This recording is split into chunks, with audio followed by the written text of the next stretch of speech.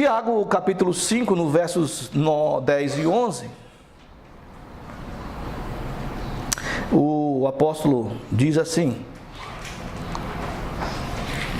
Tiago 5, 10 e 11. Ele está mais ou menos aí depois de uns 20 anos da morte de Jesus. E a pergunta para nós hoje seria, no caso, você está pronto para crer? Irmãos, tomai por modelo, olha só, tomar como modelo, como paradigma. Quem? No sofrimento e na paciência, os profetas, os quais falaram em nome do Senhor. Nós sabemos que teve profetas tipo Jeremias, Isaías, Amós, Oséias, Miqueias, Joel, e aí vai Moisés. Mas ele está dizendo para nós tomarmos como modelo esses homens. Mas ele fala para nós tomarmos como modelo na paciência e também no sofrimento, porque eles sofreram.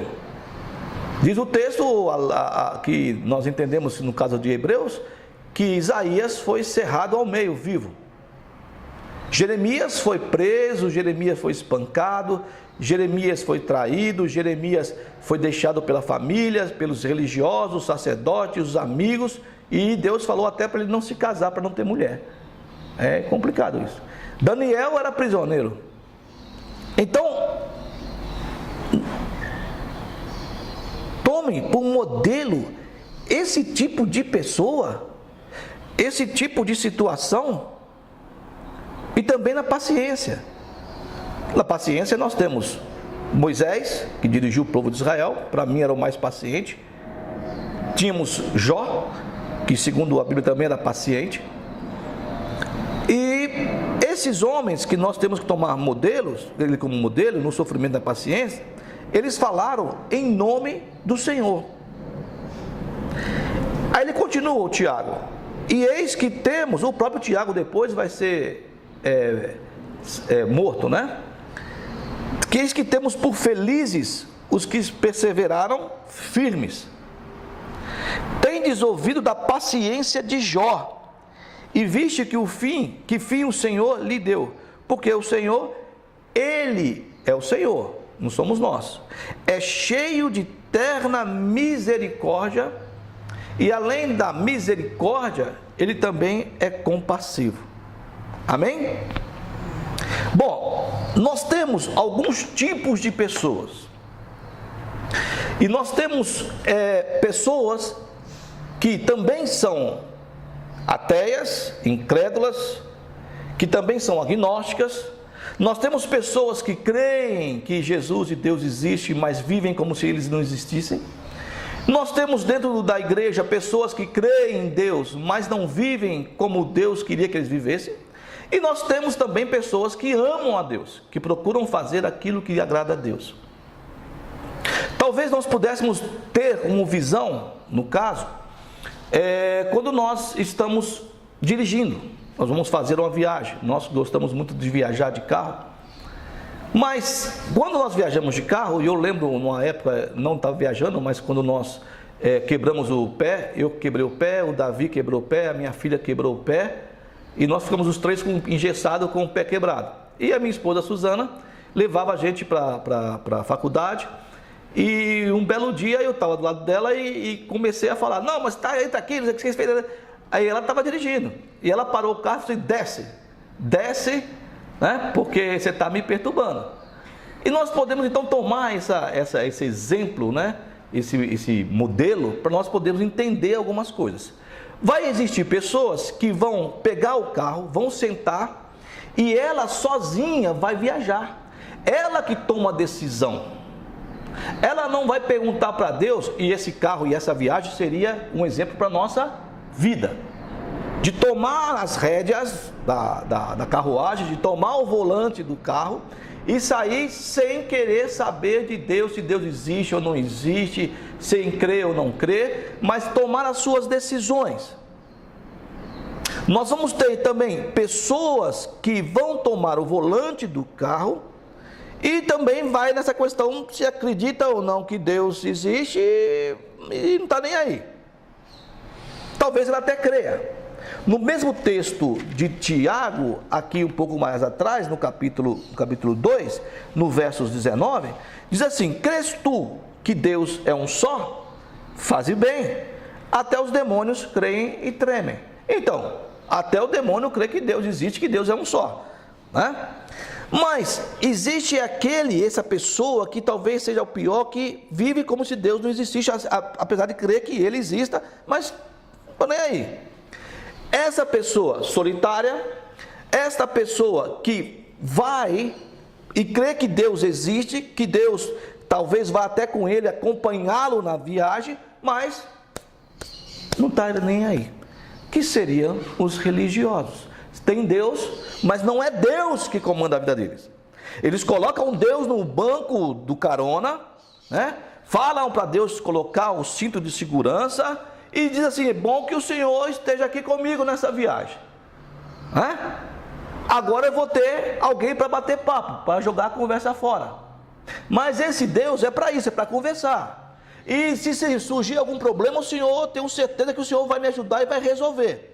Então fique aí tranquilo, aproveite a viagem e desfruta da paisagem. É que nem eu falo para minha esposa, porque a gente vai viajar e ela fica só olhando para a estrada. E tanta coisa bonita passando, ela não consegue ver as coisas. Porque eu não sei, porque ela não está dirigindo, ela só fica olhando para a estrada e perde eu que estou dirigindo, consigo ver um monte de coisa e ela não consegue. Não percebe. Mas aqui nós estamos fazendo a mesma coisa com Deus. Desfruta, Senhor. Aproveita, olha a paisagem. Então, o volante, a direção, o carro da vida dessas pessoas, desses indivíduos, permanece na sua mão. Entenderam? Até uma pessoa sozinha que não crê em Deus, está na sua mão a direção da sua vida. Uma pessoa que tem Deus, que seja até religioso, ou uma pessoa que crê que Deus existe, mas não está nem aí para ele também toma nas rédeas da sua mão, no volante da vida que é o carro, na sua viagem, nas suas próprias mãos, nas suas próprias escolhas. Mas incrível, porque esse tipo de pessoa, e as duas pessoas, não digo aquele que não crê que Deus exista, né? Eles só estão na intenção de pedir que Deus os ajude a alcançar aquilo que eles querem, os desejos pessoais deles.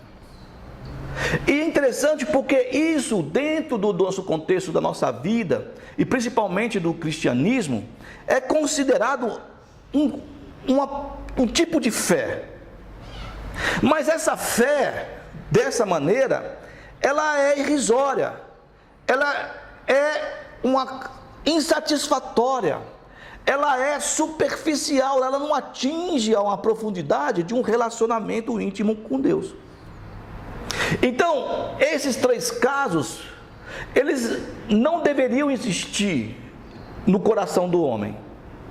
O que poderia ser uma fé satisfatória? Por isso a pergunta: você está pronto para você crer? Porque em realidade nós deveríamos entregar a Deus a direção da nossa vida, da nossa existência, na mão dele. Isso é uma fé mais profunda, isso é uma fé abissal, que vai entrar.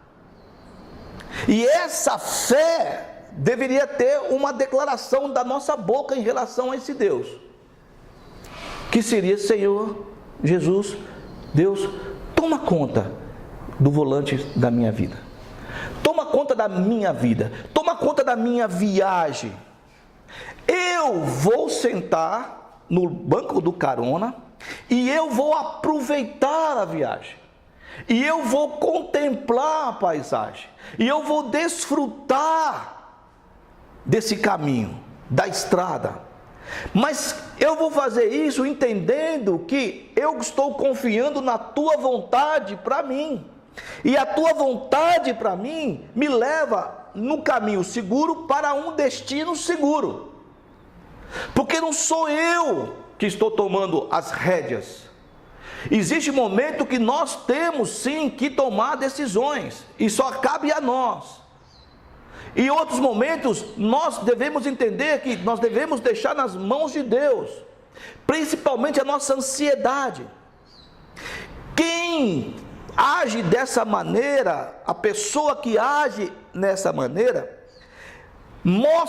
demonstra, aparenta ser uma pessoa que alcançou uma aproximação maior com Deus. Ela consegue entender que pela força dela, ela não consegue. Eu conheço um homem que tem 60, quase 70 anos, e ele buscou e busca nessa vida de 70 anos dele, conseguir alguma coisa neste mundo, algo especificamente financeiro, glória, poder, dinheiro, para poder desfrutar e para poder mostrar para as pessoas que ele conseguiu. E eu tenho uma dor no meu coração por essa pessoa, porque eu sei que não é através disso que ele vai conseguir aquilo que ele quer, ou até a paz que ele procura, a riqueza, a alegria, não é nisso. Eu entendo que as escolhas que ele faz são escolhas erradas, e que a escolha que ele deveria fazer seria a escolha de colocar a vida dele nas mãos de Deus. Tudo aquilo que ele busca, talvez ele não vá ganhar aquilo que ele quer, mas eu tenho certeza que a vida dele vai ser transformada pelo Senhor, por Jesus, se ele entender, se ele colocar, se ele então alcançar essa proximidade, esse relacionamento mais abissal, mais profundo com Deus. Então, a confiança dessa pessoa não é nele, não é nas coisas e não é em ninguém. A confiança dele é no próprio Criador, no próprio Deus dele. Nesse caso dessa pessoa, a religiosidade, porque eu também acho que Jó era religioso, até ele aprender, na verdade, quem era Deus.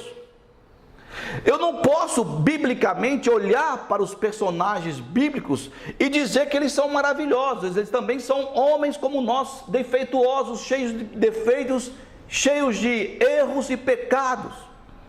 Para mim, na leitura de Jó, ele também era um religioso, até ele então defrontar-se com Deus e Deus então falar com ele. Jó pergunta para Deus pelo menos mais de 10 vezes o porquê. Deus não responde para ele o porquê. Mas no capítulos finais, 38, 39, 40, 41, 42, Deus vai se revelando a Jó, até ele perceber e ele dizer que ele não conhecia Deus, era religioso. Essas pessoas que deixam o caminho, o volante da vida dele na mão de Deus, são pessoas que não são religiosas. A religião está um pouco mais afastada, está periférica. É como na Europa, você tem as estradas, autoestradas, que elas circundam a cidade. Então você circunda e você entra. Não é que nem aqui que passa por dentro e tal. Não, circunda e você entra lá, entendeu? Lerros, como dizem os espanhóis. Não está cerca de, está lerros, está longe, periférica. O importante não é a religião. O importante é Deus na sua vida e você confiar nele. Ter Deus como o centro da sua vida.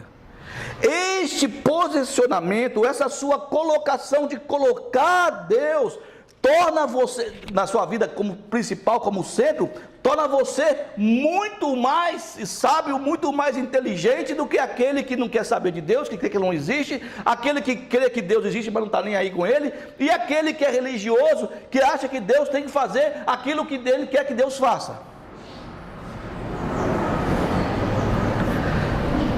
Mas, mesmo essa fé que nós temos, que ela se expressa, às vezes até numa vida de obediência, ela pode revelar para nós uma fraqueza, uma fragilidade.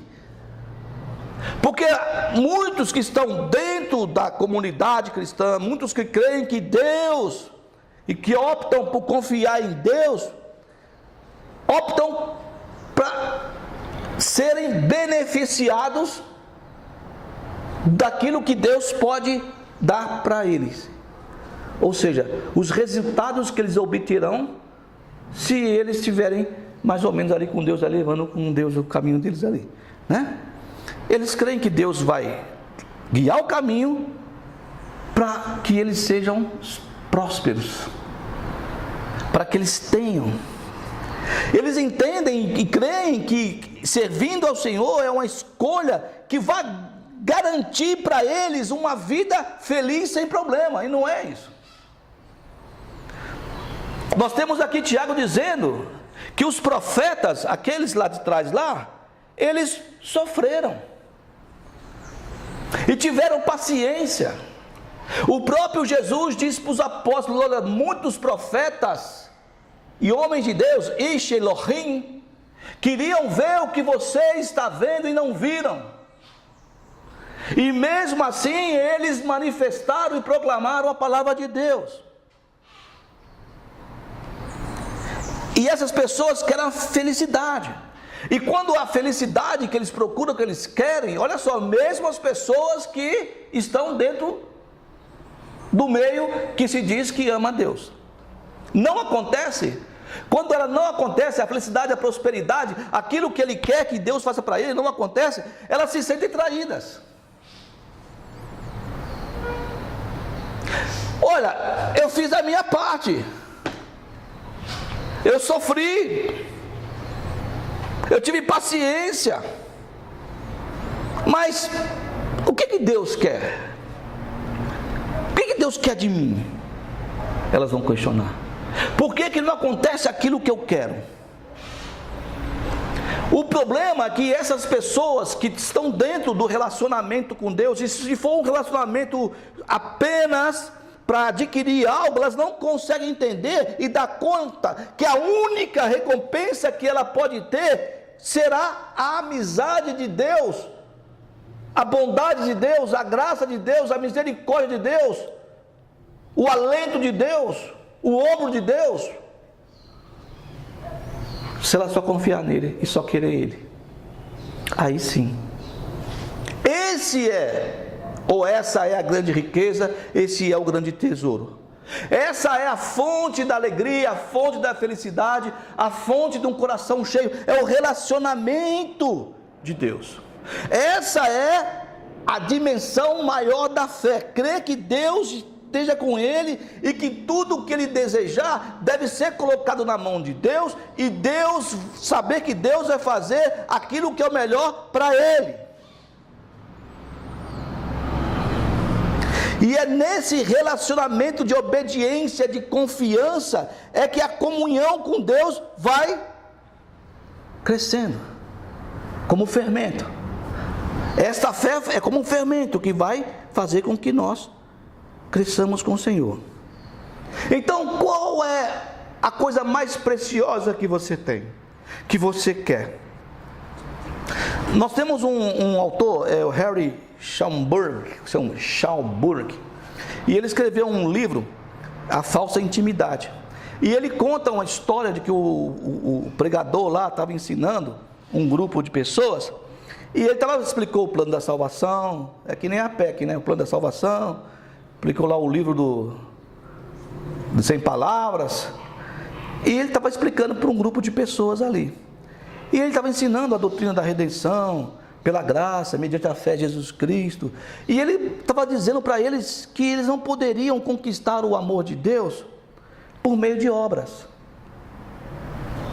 e que tampouco eles poderiam, por meio das suas obras, forçar Deus a fazer o que eles queriam, o que eles desejavam.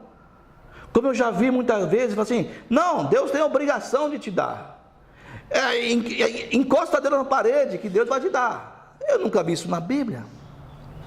Então, diz o texto do autor do livro, da falsa intimidade, que se levanta uma mulher, e essa mulher pede a palavra, interrompe e fala: o Senhor está dizendo então que se eu viver, olha só, se eu viver como Deus deseja, servindo a Ele e vivendo corretamente a vida cristã, aquilo que é mais importante para mim não pode sair do jeito que eu quero. Olha o pensamento. Ela está dentro de um círculo de cristãos e ela diz que ama a Deus, mas você vê como é que é o pensamento dela? E ele diz para ela assim: não, é isso mesmo, é exatamente isso que eu estou dizendo. E a resposta, diz o autor, da mulher foi: não, ora, mas que droga, hein? Que porcaria, hein? Mas na verdade esse desejo, esse sentimento não é só dela, é de muita gente. E até nós que estamos aqui provavelmente tenhamos ter pensado dessa maneira muitas vezes. Então colocar Deus na direção do volante da sua vida, nas rédeas, não é apenas deixar Ele do lado. Esse é o desafio da fé, é deixar Ele dirigir e você ficar tranquilo. Nós temos alguns casos interessantes. Nós vimos aqui o nosso amigo Tiago falar que esses homens tiveram a paciência, eles sofreram, não é isso? Por pregar a palavra de Deus. Olha, quando existe um encontro com Jesus, se nós lermos o texto de João, do Evangelho de João, você vai ver ali que Jesus, ele tem um envolvimento, um encontro com alguns personagens. André, Filipe, Pedro, Natanael. E esses personagens que tiveram um encontro com Jesus, eles foram transformados. Mas é interessante porque eles não foram transformados naquele momento que eles tiveram um encontro com Jesus. Eles foram se transformando no caminhar deles com Jesus, e depois da morte de Jesus, eles foram cada vez mais se relacionando com Deus por meio de Jesus, que havia morrido e ressuscitado, e por meio do Espírito Santo, e eles foram crescendo na intimidade. Você vê o próprio Tiago e o próprio João quererem lançar fogo sobre os habitantes de Samaria, de destruir a cidade. E você vai ver então Jesus falar para eles: vocês não sabem de que espírito vocês são, porque eu não vim destruir o mundo, eu vim salvar o mundo. Você vai ver Pedro, por muitas vezes, fazer o que ele fazia e até negar a Jesus. Mas você vai ver também nas cartas de João, ele dizer: filhinhos, amai-vos uns aos outros. Já estava bem velhinho já. Como Cristo amou a igreja, porque Deus é amor. Mas lá na frente já velho. E depois nós vamos ver depois Pedro também mudando o seu comportamento. E nós temos então pela Bíblia diversos tipos de personagens que nos mostram. Nós temos personagens históricos, temos pessoas que nós conhecemos que nos faz termos o desejo de sermos mais, de crescermos.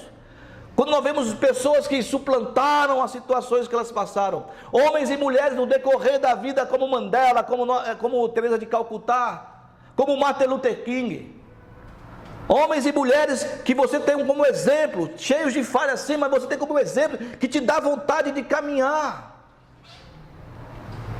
Nós vemos então na Bíblia também homens dessa maneira, homens como Paulo, que sofreu. A vida de Paulo não é fácil. Paulo pregou o Evangelho, Paulo levou o cristianismo ao mundo daquela época, mas ele diz que ele sofreu muito. E ele fala até que a momentânea luta que ele tem, porque a nossa leve e momentânea tribulação, diz ele, leve e momentânea, leve, produz para nós peso eterno de glória, acima de toda comparação, não nos atentando, no caso, nas coisas que se veem, mas nas que se não veem, porque as que se veem são temporais, e as que não se veem são eternas. E esse cara sofreu. e sofreu muito.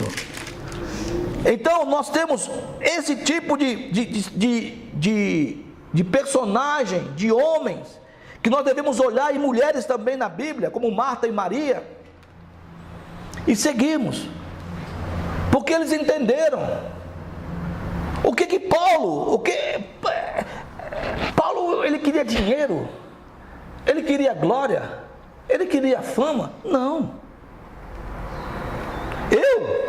Diz ele, ainda mais em trabalhos, muito mais em prisões, em açoites sem medidas, em perigos de morte, muitas vezes.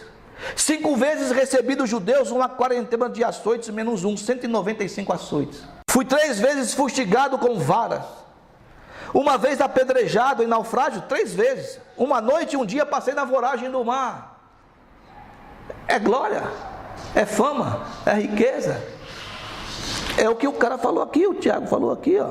Sofrimento. Em jornadas muitas vezes, em perigos de rios, em perigos de salteadores, em perigo entre patrícios, em perigo entre gentios, em perigos na cidade, em perigos nos desertos, em perigos no mar, em perigos entre falsos irmãos, em trabalhos e fadigas, em vigílias muitas vezes, em fome e sede, em jejuns muitas vezes, em frio e nudez. É isso que é o exemplo para nós. E ele deixou, não. E ele fala em Romanos, que nada pode me separar no amor de Deus que está em Cristo Jesus. Paulo deixou as rédeas da vida dele na mão de Cristo, na mão de Deus. Imagina quando Deus chamou Abraão para sacrificar Isaque, o filho da promessa. Imagina aqueles 3 dias, aquele homem pensando, mas como é que pode isso? Mas ele não titubeou. Imagina quando Deus chamou Abraão lá de Ur dos Caldeus e depois de Padã Harã para ir para uma terra que ele não conhecia, e ele creu e ele foi. A vida dele estava nas mãos de Deus. Ele lançou nas mãos de Deus e diz que ele teve fé, que ele confiou em Deus. Assim como Filipe, assim como Tiago, como João, como Pedro, como Barnabé, como Natanael, eles colocaram nas mãos de Deus a vida deles.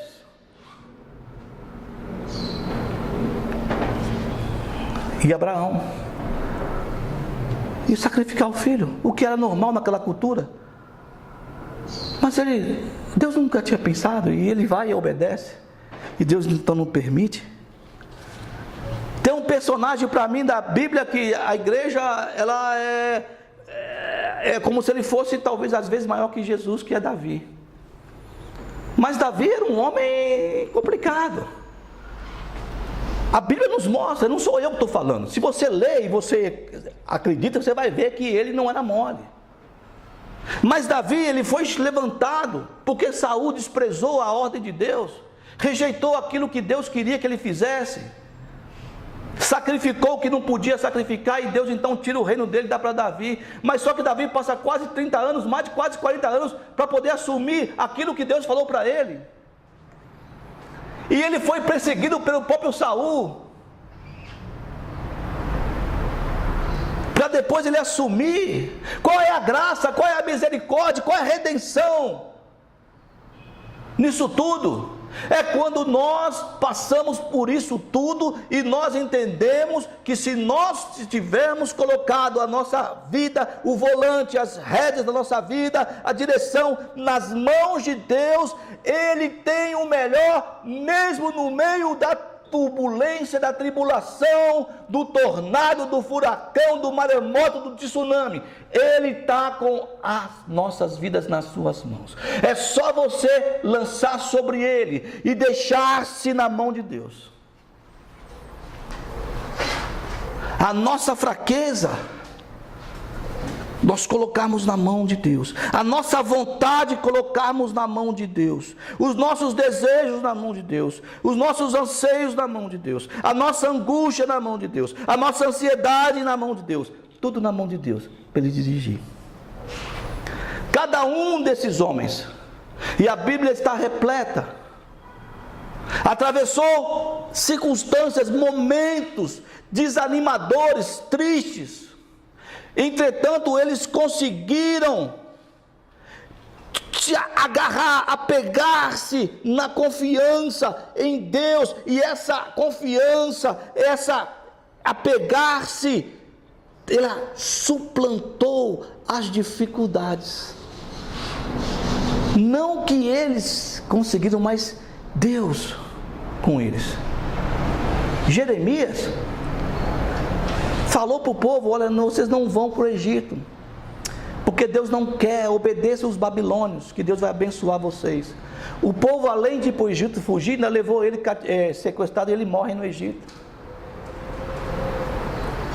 Mas como é que isso é bênção? Como é que isso é graça? Eu vou dizer, não sei. Eu sei que ele confiava em Deus, e ele era aperfeiçoado na fé. Isaías pregou e falou para o povo. E Jeremias amava o povo, Isaías amava o povo. E Isaías foi cerrado ao meio.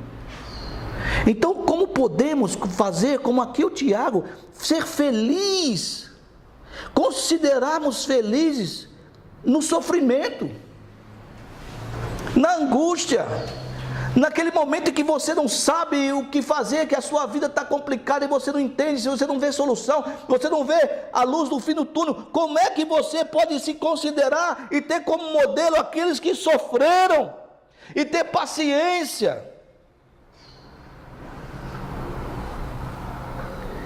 A não ser que nós consigamos entender que o sofrimento, ele contribui para a bênção em geral da nossa vida, que é um amadurecimento da nossa fé, que é através de alguns sofrimentos que nós conseguimos também nos achegarmos a Deus e nos envolvermos com Ele. Qual foi a finalidade, qual foi o fim de Jó? Depois de tudo que ele passou, o fim de Jó foi aquilo que ele revela e ele declara lá no capítulo 42, de que é te conhecer. E ele diz: eu não te conhecia, eu só ouvia reportagens sobre o Senhor, eu só ouvia o que os outros diziam, eu não tive um relacionamento, eu não cresci. Foi no meio dessa luta, no meio desse vendaval, desse vento forte, é que eu tomei a direção de andar diante de ti. E o Senhor me revelou quem tu és, e eu não consigo então dizer quem tu és, porque isso é muito para a minha cabeça. Mas agora eu me arrependo ao pó da cinza, porque antes eu te conhecia só de reportagem, e agora, depois dessa luta, depois dessa dificuldade, depois do que eu passei, eu consigo entender que eu tenho que colocar a minha vida nas tuas mãos. E isso me faz compreender que o Senhor existe, que os meus olhos te veem, que o Senhor é presente. Muitos têm andado pela sua vida, muitos têm andado também trilhando o caminho que Jó trilhou, trilhando o caminho que esses homens trilharam, no sofrimento, mas também no crescimento. Então, nós chamamos isso de fé. Quando Jesus diz para os seus discípulos: vamos passar para o outro lado, e eles vão no barco, e se levanta uma tempestade, e Jesus está dormindo, e eles acordam Jesus e dizem: Senhor, você não se importa, nós vamos perecer. E eles falam: homem de pequena fé. E ele aquieta o mar. Quando ele diz: vamos para o outro lado, quando ele diz para você e para mim: confia em mim, ou pela palavra, ou pela pregação, ou pelo hino, ou numa oração, num vento, algo que você ouve, ele fala, confia em mim. Acabou, confia nele. Mas está caindo o mundo, confia nele. Nós chamamos isso de fé. Ora, a fé é o firme fundamento das coisas que se esperam e a certeza das coisas que não se vê. Sem fé é impossível agradar a Deus, porque é necessário que aquele que creia que Deus existe e que Ele é galardoador. Não é pelo que você vai receber, é mais pelo crescimento que você vai ter no relacionamento com esse Deus. Mas aí é só para você? Não. Quando você cresce, quando você tem um relacionamento mais profundo, e você então entende, você descobre, você sabe, você confia, e você se enraiza nesse Deus como um carvalho à beira de um rio, você também vai poder ser exemplo para o outro. Aí lembra da música que eu gosto de cantar? Foi graça. Mas como é que vocês, me contam, irmão, como é que você chegou aqui? Foi graça. Foi graça. Super e abundante graça. Foi só pela graça de Jesus que eu venci e eu cheguei aqui. Fé. É surpreendente o que Deus faz por nós, sem nós mesmos nem sabermos. Estamos aqui, né? Tomem como modelo o sofrimento e a paciência. Não é que também você pode ter que sofrer. Não, às vezes você não vai sofrer, mas você precisa ter um relacionamento mais íntimo com Deus. No sofrimento e na paciência dos profetas, os quais falaram em nome do Senhor. Eis que temos por felizes aos que perseveraram firmes. Felizes. Há felicidade no sofrimento? Quando você entende que você está se achegando e confiando. É complicado? É fácil? Não é fácil. Eu sei o que você sofre? Eu não sei. Eu sei o que eu sofro. Eu posso me condoer com você, mas só o seu sofrimento, só você sabe. E talvez, nesse momento, você comece a buscar, como o Jó buscou. Eu não estou falando buscando que é para que nem nós entendemos. Vai jejuar, vai orar. Não, Jó buscou, sabe quando? Como? Questionando. E chegou até a pedir a morte. E questionou bastante tempo. E se autodefendeu, porque ele achava que ele era justo. E que justo não podia, era uma teologia da época. Justo não podia sofrer. A gente podia depois estudar o livro de Jó, para ver como é que ele vai crescendo e ter no final essa intimidade com Deus. E Deus chega para ele e Deus não respondeu para ele, não falou, não filho, vem aqui, olha, sabe o que aconteceu? Eu fiz isso, fiz aquilo. Não, ele não respondeu nada. Ele faz o que ele quer. Ele vai dizer para Jó, olha, onde é que você estava quando eu criei o mundo? Você sabe onde é que eu guardo os raios, onde é que eu guardo os granizos, o que eu faço? Você não sabe nada, meu. Você sabe? E ele então fala, me arrependo. Eu não sabia. Só ouvi a conversa do Senhor. Eu nunca tive uma intimidade. Agora, meus olhos te veem. Agora eu tenho intimidade, eu te vejo. E é isso aqui, ó. Então, num dado momento da nossa vida, nós temos que entender que nós temos que abandonar aquilo que a gente quer, que nós achamos que é o melhor para nós, porque nós não entendemos muitas coisas. Eu tive sempre um sonho muito grande de ensinar num seminário de uma igreja, de um pastor muito famoso. E o meu sonho sempre foi aquilo. E eu pedia para Deus. E aconteceu que eu fui. E foi o pior lugar que eu fui dar aula. Como eu odiava aquilo. Como é que foi ruim aquilo. Mas Deus me deu. Porque eu insisti tanto. Você quer? Então tá bom. Você não está deixando eu dirigir a sua vida. Você quer se autodirigir. Então pega o volante e vai. E foi um acidente feio. Que lugar mais horrível. Foi o pior lugar que eu dei aula. Eu cheguei a dar aula no interior de São Paulo, no Taubaté, para 4, 5 pessoas. Que maravilha era aquilo. Não era na igreja famosa, no pastor famoso, era numa casa de um rapaz que era cadeirante. Ali era maravilhoso ensinar. Lá, todo mundo arrogante. Não queriam aprender. Eles achavam já que sabia de tudo. Mas o trabalho foi feito no meu coração. Você quer? Então vai. E eu me arrependi. Muito. E aí eu também fui aprendendo. Senhor, não faz como eu quero. Mesmo que eu peça ao Senhor, porque o Senhor sabe que às vezes a gente pede tudo errado. E nós não sabemos o quanto é mal para nós. Cada um de nós temos que dar conta diante de Deus daquilo que a gente faz, daquilo que a gente fala, daquilo que a gente crê. E é cada um individualmente. Mas nós temos essa, como diz o hebreu, essa nuvem de testemunhos que nós temos que olhar.